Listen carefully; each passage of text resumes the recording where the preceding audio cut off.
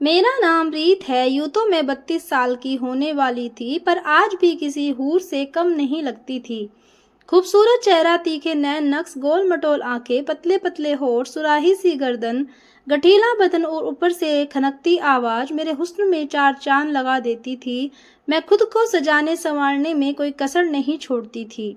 मेरे पति राजेश ने जब मुझको पहली बार सुहाग रात पर देखा था, तो उसकी आंखें फटी की फटी रह गई थी। जब 20 साल की उम्र में मैं दुल्हन बनकर ससुराल आई थी, तब गांव भर में मेरी खूबसूरती की चर्चा हुई थी। पास पड़ोस की बहुत सी लड़कियां हर रोज अपनी नई भाभी को देखने पहुंच जाती थी। वे एकटक मुझको देखती रहती थी। जब मेरी खूबसूरती को लेकर तरह तरह के सवाल जवाब करती, तो मैं हंसकर बोलती, धत तेरे की, यह भी कोई बात हुई। राजेश ठहरा एक देहाती लड़का, बहुत ज्यादा पढ़ा लिखा तो था नहीं, पर गाड़ी मैकेनिक का काम अच्छा जानता था। उसी के चलते तकरीबन 10,000 महीना वह कमा लेता था। काम करके वह पास के एक कस्बे में जाता था। शाम ढले दाल सब्जी और गृहस्थी का सामान लेकर लौटता था। मैं सच संवर कर उसका इंतजार कर रही होती थी। अगर कभी राजेश को देर हो जाती, तो मैं उसे उलाहना देते हुए कहती, देखो जी, हम पूरे दिन आपके इंतजार में खड़े रहते हैं, पर आपको एक बार भी हमारी याद तक नहीं आती। ज्यादा सताओगे तो हम अपने मायके चले जाएंगे। यह सुनकर राजेश मेरी जी हुजूरी करने लग जाता था। मैं मान भी जाती थी। गर्मा गर्म जलेबी मेरी कमजोरी थी, अक्सर ले आता था। वक्त तेजी के साथ आगे बढ़ता गया। 5 साल बाद घर में 2 बच्चे भी हो गए। फिर शुरुआत हुई उनकी पढ़ाई लिखाई की। गांव में बहुत अच्छे स्कूल तो नहीं थे, इसलिए मैंने राजेश को कस्बे में जाकर रहने के लिए राजी कर दिया। कस्बे में आकर राजेश पूरी तरह काम में रम गया। अब उसे पहले से ज्यादा मेहनत करनी पड़ रही थी। किराए का घर, मोल तोल का सामान, बच्चों की फीस, ऊपर से गांव में माँ बाप के लिए भी कुछ न कुछ भेजने की चिंता हमेशा राजेश को खाए रहती थी। वह ओवर टाइम भी करने लगा था। जिंदगी की भाग दौड़ में राजेश कमजोर होने लगा था। अब उसमें पहले जैसा जोश व ताजगी नहीं बची थी। वह खा पी कर रात में जल्दी सो जाता था। उसके पास मेरी तारीफ करने के लिए ना तो शब्द बचे थे और ना ही समय बचा था। उन्हीं दिनों राजेश का दूर का रिश्ते का एक भाई संदीप काम की तलाश में उसके पास आया। वह एक कंपनी में नौकरी करने लगा। मेरे पास वाला ही कमरा किराए पर ले लिया। संदीप की ड्यूटी ज्यादातर रात में ही होती थी। वह आधे दिन आराम करता और बाकी दिन में अपने छोटे मोटे काम निपटा लेता। मुझसे अब उसकी पटरी खूब बैठती थी। खाली समय में हम दोनों खूब हंसी मजाक करते थे। संदीप मेरी तारीफ के पुल बांधता तो मुंह में आंचल भरकर हंस देती थी। संदीप मेरी मस्त हंसी में कहीं खो जाता। संदीप की अभी शादी नहीं हुई थी।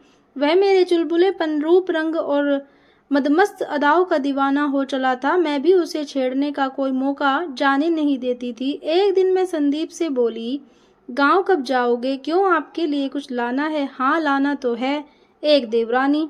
संदीप इस पर कुछ जेब सा गया। इधर बच्चों के स्कूल में छुट्टियां हो गई थी। मेरा भाई सोहन शहर घूमने आया था। वापस जाते समय वह अपने साथ दोनों बच्चों को भी ले गया। नानी के घर के क्या कहने जाना तो मैं भी चाहती थी, मगर राजेश के ख्याल ने मुझे रोक दिया था। उसके खाने पीने, कपड़े धोने की चिंता बनी हुई थी। राजेश सुबह 8 बजे अपना खाना लेकर घर से निकल जाता था और देर शाम 9 बजे तक ही घर लौटता था। संदीप की रविवार की छुट्टी होती थी। एक दिन वह आराम से दोपहर के 2 बजे तक सोकर उठा। चाय बनाकर पी। बर्तनों की खटपट की आवाज़ सुनकर मैंने पुकारा, अरे संदीप, थोड़ा आना तो।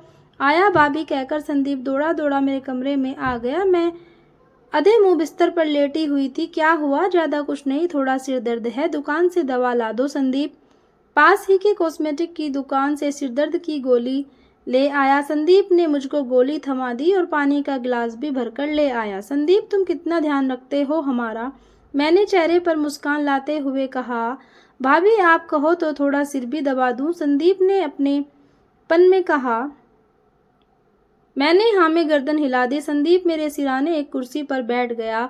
उसकी जादुई उंगलियां मेरे माथे पर थिरकने लगी। दवा के असर और संदीप की सेवा से मेरे माथे का दर्द तो बंद हो गया, मगर बदन में एक झुरझुरी सी दौड़ गई। अब एक अजीब सा खिंचाव मेरे मन में आ गया था।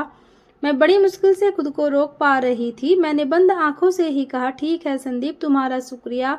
अरे शुक्रिया कैसा भाभी, अपने ही तो काम आएंगे। जब से आया हूँ मेरे सिर में आज तक किसी ने मालिश नहीं की है, आप कर सकती हो क्या?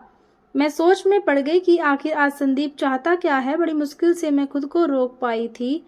फिर आग पानी का मिलन क्या करेगा, मना भी नहीं कर सकती। मैंने खुद को वक्त के हवाले कर दिया। मेरी पतली लंबी उंगली संदीप के सिर पर हलचल मचा रही थी।